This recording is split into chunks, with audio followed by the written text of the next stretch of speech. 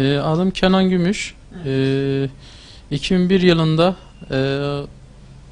kaybetmiş olduğum, yani daha doğrusu kaybettiğimi zannettiğim nüfus cüzdanımı halamın oğlu Necati Gümüş'ün çaldığını öğrendim. 2007 yılında öğrendiğim bu haberden dolayı direkt Gaziantep Başsavcılığında dilekçe verdim. Direkt yerel bir gazeteye ilan verdim.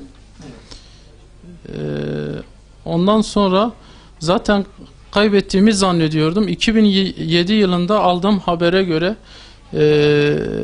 çalındığını öğrendim ve bu kimlik bilgilerimle bir takım suç işlenmiş. Ondan sonra Gaziantep'te benim kimlik bilgilerimle cezaevinde 1 yıl yatılmış. Kendisi zaten bu şahıs Necati Gümüş yatmış. Ondan sonra tahliye olmuş.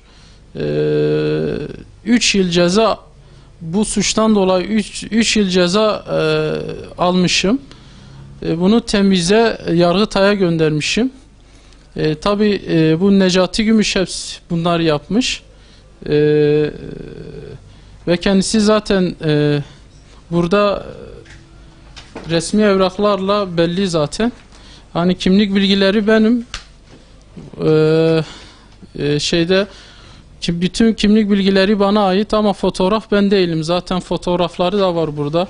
2004 yılında da kendisi Gaziantep Nüfus Dairesi'nde zaten benim kimlik bilgilerimle, bak fotoğraf burada, kimlik çıkarmış.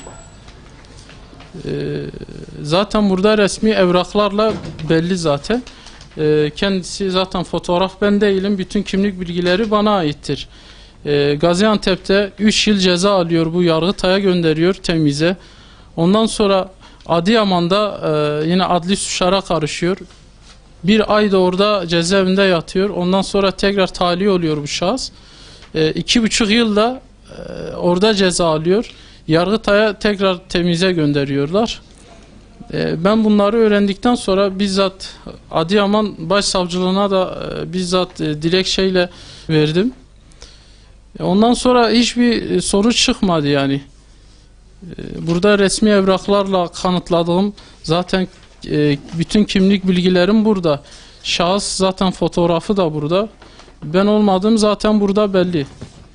Ve bu kadar resmi kanıt olduğu halde yani ben yine de suçluyum. Yani yarın Yargıtay'da suçum onaylanırsa direkt beni içeri atacaklar. Yani ben bundan kuşku duyuyorum.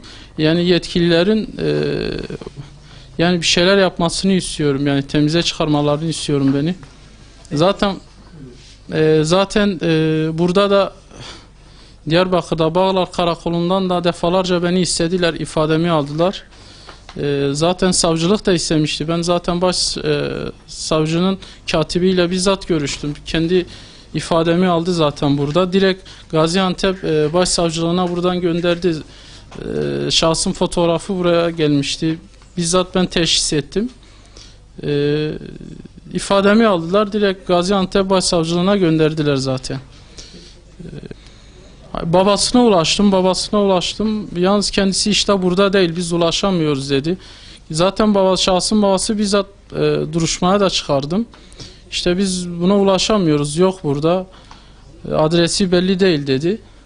Evet, firari zaten ben bizzat kendim adresini tespit ettim. Bunu Gaziantep ilinde herhangi bir karakola teslim ettim. Zaten bunu kendi adına kabarık dosyaları var. İşte bu asker kaçağı aynı zamanda. Diyarbakır'da kendisi burada askerlik yapıyordu. Buradan firar etti. Tekrar işte ben teslim ettim. Bunu mahkemeye çıkardılar. Ondan sonra tekrar birliğine teslim ettiler. Bu şahıs tekrar firar etti. Şu an dışarıda elini kolunu sallayarak geziyor. Tabii mağdurum.